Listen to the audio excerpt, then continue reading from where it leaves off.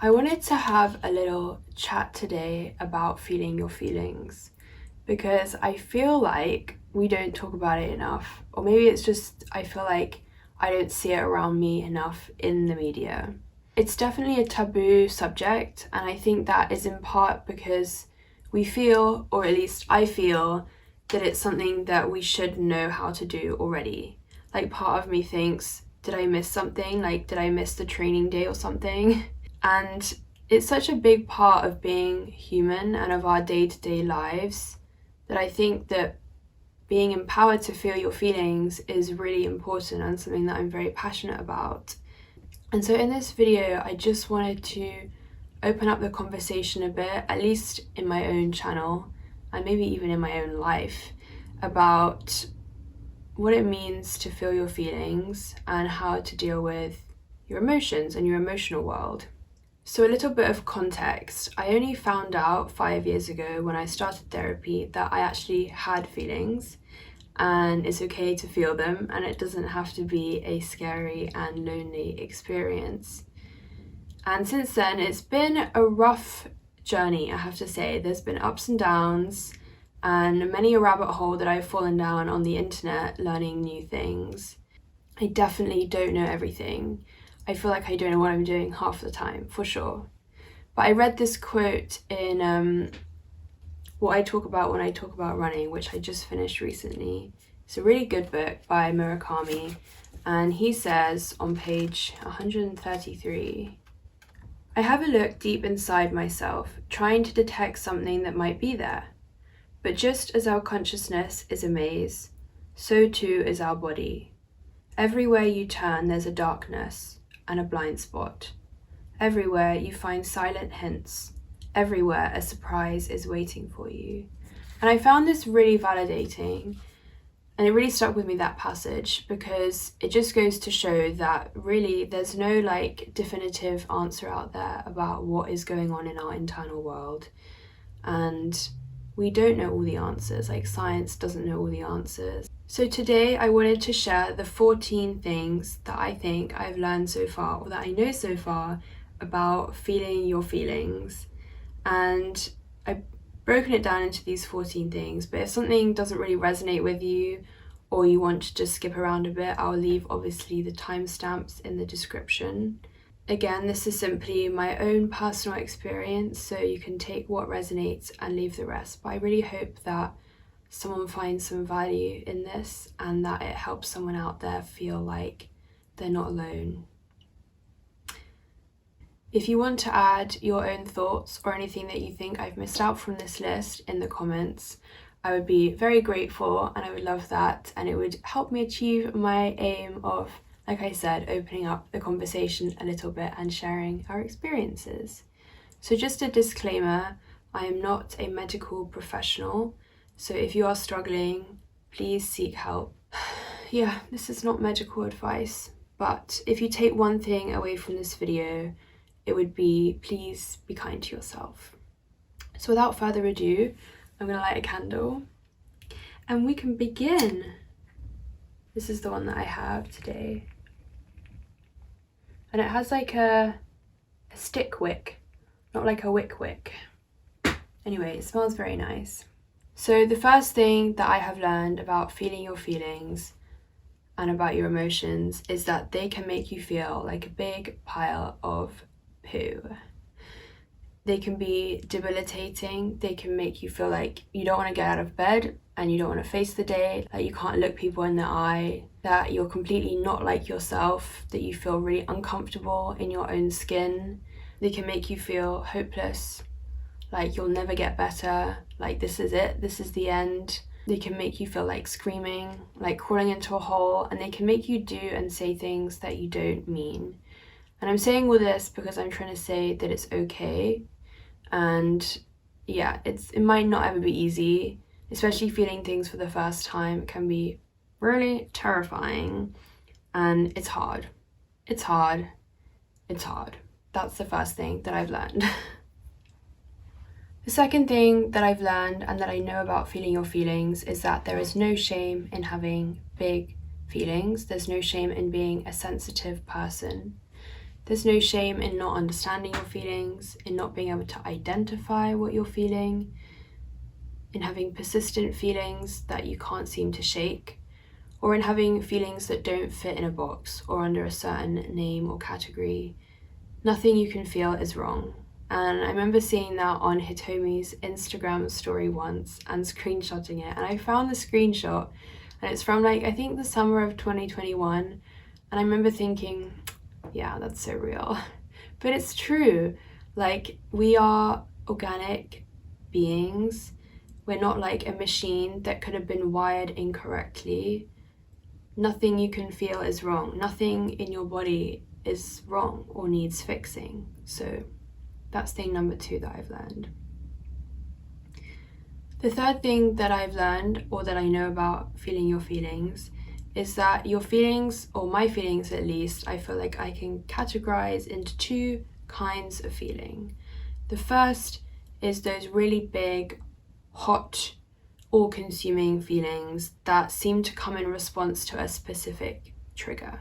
So for example, your dog dies and you feel sad, and that's kind of like cause and effect. You know why that happened. They're normally quite short-lived. They're quite in your face and obvious. Like someone shouts at you and you feel like you can feel that, or you get upset or you cry or something. And then the second kind of emotion that I recognize in myself is like those more subtle underlying feelings that kind of like imbue daily life. And if you like stop and think about it, they're kind of always there in the shadows. You can't really put your finger on it, and you can't really also, in my case anyway, like necessarily move through them or figure out why they're there. That's just my own experience, but I definitely find it easier to deal with like the bigger emotions that have a specific name to them, like grief, because it feels like that's something that I'm allowed to feel, because other people would feel like that in my situation as well. Like it's in response to something. That's kind of, society has accepted that as a response. So that's just something I feel like I like to be aware of when I observe my own emotions, when I sit with my own feelings. So kind of on the flip side to what I've previously said, the fourth thing that I have learned about emotions is that it can be helpful sometimes to name your emotions using an emotions wheel. So I will insert a picture of one here. This is the one that I have saved on my phone in case of emergency. So if you don't know, and if you can't see, an emotions wheel is just kind of a list of all emotions that are out there, although sometimes I find like what I'm feeling is not really on the list, but they're categorized into the central categories. And sometimes just being able to identify what you're feeling is quite empowering. Sometimes it's not very helpful at all, and oftentimes it's not just one thing that I'm feeling, it's like a bunch of them, kind of like a muddy mixture, and I think that's totally normal. So the fifth thing that I know about feeling your feelings is that you don't have to be perfect in feeling your feelings. In the same way that if you go to therapy, you don't have to be the perfect therapy student to like pass therapy, to do well in therapy and to heal. You don't have to be perfect in what you eat, that kind of thing. Just in general, you don't have to be perfect, and the same applies to feeling your feelings. And I think this comes into play in a lot of different aspects of being with your emotions. First off is that you don't have to feel your feelings all the time, which I thought you had to when I first started, which might sound kind of crazy. I remember telling my therapist, and she was just a bit like, no, that's probably not even a good idea to feel your feelings all the time, especially like when you're in public and stuff. Like you might save that for a more private time. So my tip here, if you have emotions arising when you don't really have the capacity to deal with them, maybe you're in a public setting, is to focus on the sensations of like your physical, tangible body, not your emotional body. So feeling your feet on the floor, maybe your ears are cold. One I like to feel is I generally feel tired, so I just lean into the feeling of feeling tired, feeling maybe you have a slight headache or something. And I think this exercise just helps to like quieten down any feelings that might be like coming up and they're too much to deal with for me. In the same way, sometimes I just wake up in the morning and I'm journaling and I'll just say to myself, like, I do not have the capacity to deal with this right now. Like, I can see it, I recognize it, I'm conscious of it, but I am emotionally exhausted, so I'm going to save this for another day, and that's okay, there's no rush. So the sixth thing that I know about feeling your feelings is that sometimes when we are younger, we don't feel our feelings, and then they get repressed, and then in the present, they can get triggered again. This idea of like repressed emotions and triggered emotions is like very common buzzword terminology in like the therapy spheres and world. And I can't probably explain it the best, so as with a lot of these topics, I'm sure you can find a better YouTube video to explain it to you maybe. But the way that I think about this is that when we are younger, perhaps we don't feel safe to process that feeling that we are having in reaction to a certain event, and it gets pushed down. This is all unconscious. And then when we're older, in the present day, we might have a reaction to something that seems out of proportion or unexpected, and maybe that's a trigger. Maybe you were triggered by that event, to something that happened that you were unconscious of when you were younger. Take this all with a pinch of salt, and definitely consult with a therapist about this kind of thing. Another example of this happening is in people who have PTSD from being in a conflict zone. And if you want to know more about this, I read, or I'm reading, I haven't finished it yet, I'm not the best reader, The Body Keeps the Score by Bessel van der Kolk, and it goes into more detail about how our body stores emotion. So yeah, good read. So yeah, I think this is just a good thing to be aware of in your day-to-day life, knowing that this is kind of perhaps an idea about how emotions work and how feelings work. So the seventh thing that I have learned and that I know about feeling your feelings is that safety and feeling safe is incredibly important in order to be able to process your feelings.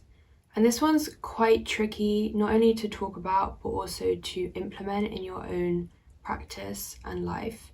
Because what does it mean to feel safe? Like, there's no checklist of things you can do to feel safe. I think it's a very individual experience of what it means to feel safe. I think from a basic position, perhaps it means being in a safe space, like being in your own room, which you feel comfortable in, or being in a room with a therapist, or being in your journal. I find that a journal is a lovely container for feeling safe in. I think another thing about feeling safe is that sometimes specific emotions that arise might not feel safe to have in your body. So maybe anger or something is something that doesn't feel safe to you, or sometimes it's even those feelings that are unidentifiable, that you can't really put your finger on, and they're kind of just there and you want them to go away maybe. And for me, I find it incredibly helpful to say to myself, which I know we've already talked about, is it's okay to feel like this, it's okay to be here right now, I don't need to push this away and get rid of this. This is something I think it took me a while to learn. There definitely was a point when I was starting out where I thought that I could just push through things and that all I had to do was get to the other side of them. And that's not always the case, I found. I think safety and feeling safe is so important. Also for your own experience, like it's extremely unpleasant sometimes just like pushing yourself through feelings, and it was a relief to know that that wasn't actually getting me anywhere. So yeah. The eighth thing that I know about feeling your feelings is that your physical body plays a part in your emotional body. I like to think of the emotional body kind of running in parallel to your physical body, almost like a mirror or like an extra sheet of tracing paper over the top. So it exists in the same physical space because you feel your feelings kind of like in your body, right? But it's not actually a physical, tangible, like flesh and bones. But I do have lots of things to talk about on this point, and I've broken it down into like 5 subsections. So the first one is linking back to the idea of feeling safe. I wanted to talk about somatic exercises, which I discovered a few years ago, as a way to feel safer in your physical body, which again, like we said, can help you process emotions, but also it's just incredibly comforting when you're unsure or feeling something that's quite difficult. So again, you can find good videos explaining somatic exercises better than I probably could, but somatic exercises are like really gentle exercises that you can do that reassure your body, almost like rocking a baby is very comforting for the baby. It's the same idea. So that includes tapping, or like giving yourself a hug, or gentle rocking, or something that Bessel van der Kolk talks about is rapid eye movement. So that's can be effective therapy for patients with trauma, is like rapid eye movement. I mean, there's a lot of science behind why these like repetitive movements are very soothing to the body, but I found it to be a good tool in my toolbox for feeling my feelings. So second part of my point on your physical body is that your feelings do occur in your body and not in your head. So this is nice because it means that you can not listen to the stories and thoughts that are going on in your head and instead process things physically. I'm an overthinker and also an intellectualizer, which I didn't realize was even a word for a long time. I think it became kind of popular on Instagram a while back, people talking about being an intellectualizer when you're in therapy and how that makes talk therapy sometimes ineffective. But one exercise that I like to do in my journal to help with this and to reconnect with the emotions in my body as opposed to the stories I'm telling myself in my head is to write in my journal where I'm noticing the feelings in my body. And I've never actually heard anyone else talk about this, so I'd be interested to know if anyone's done this, tried this, heard of this before.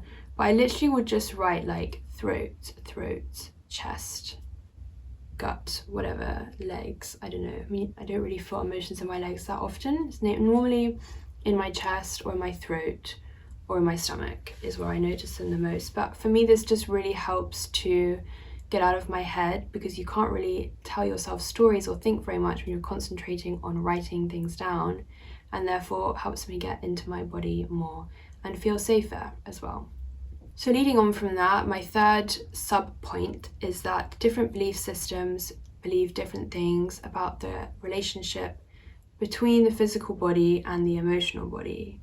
So one of the ones I feel like I come back to all the time and I feel like is very helpful in my own life is thinking about the chakra system. So your crown, third eye, throat, chest or heart, stomach, gut and root chakra. I mean, there are lots of different names for them, and if you're interested, there's so much information online, but it just really helps when thinking about physical sensations to be able to kind of attribute them to these areas.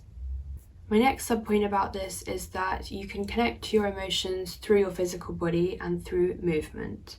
So some people I've heard calling emotions energy in motion, because they kind of, in the same way that I feel them kind of moving up and down my body, kind of into different places, they are kind of like, some people call them an emotional charge.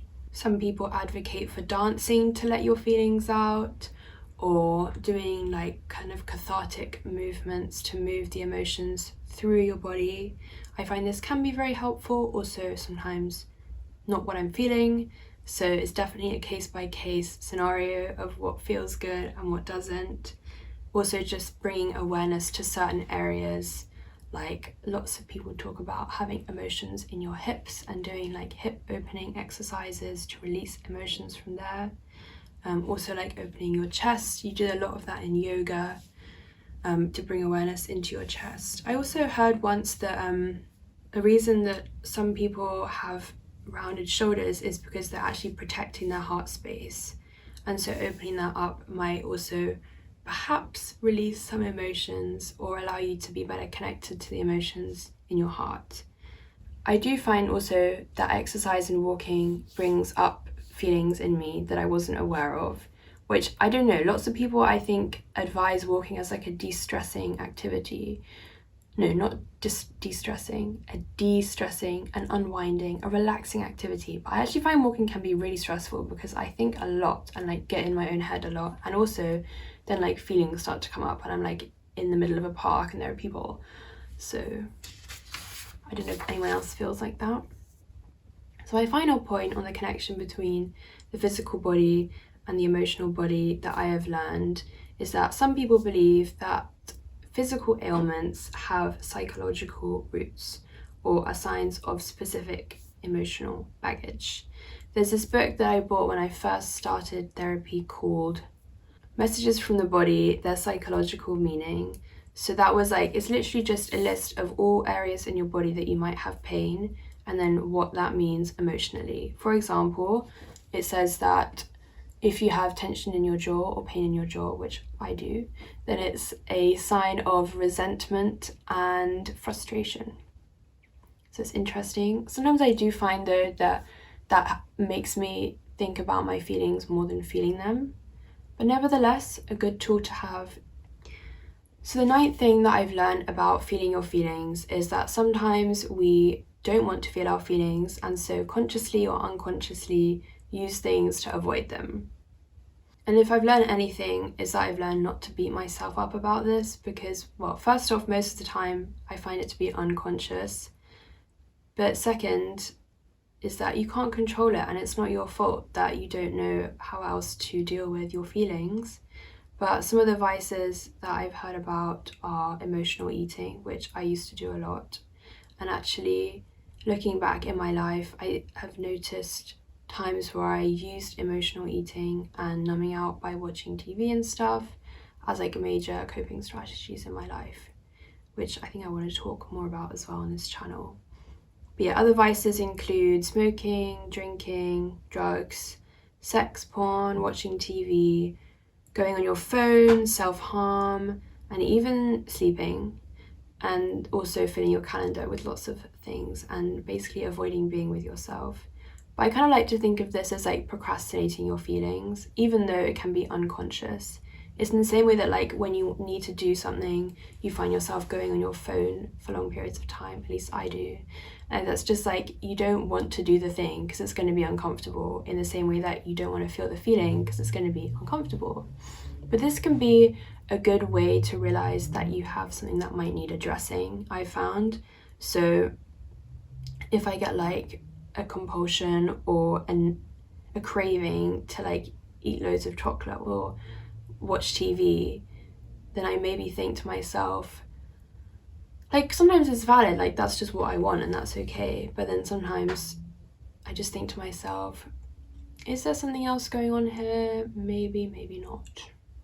I mean, to some extent you can look into things too much, and it gets very tricky with food, I found, because obviously we have physical need for food as well, and it can be confusing to differentiate between hunger physically and hunger emotionally. So the 10th thing that I've learned about feeling your feelings is that music can be a great tool to help you connect with your feelings and feel okay with them.